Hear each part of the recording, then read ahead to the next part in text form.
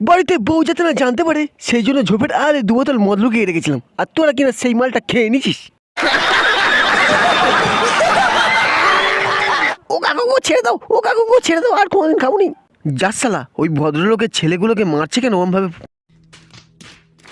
আরে ভদ্রলোকের ছেলে না ছাই, ওরা ওই পুলিশ কাকুটার মদ চুরি করে খেয়েছে।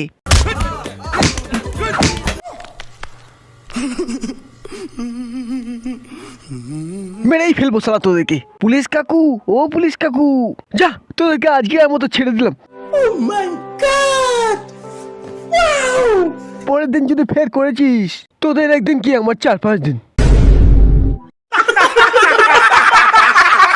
কাকু, আপনারা ভুল করে আমাদের বন্ধু পচাকে তুলে এনেছেন। মানে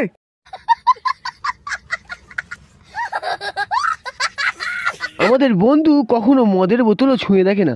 কে বললো তোমায় এসব?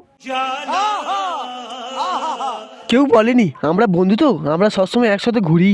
তার মানে তো তোমরা তোমার বন্ধুর থেকেও বড় বজ্জাত। ओह यार यार ये कितनी औसम है यार।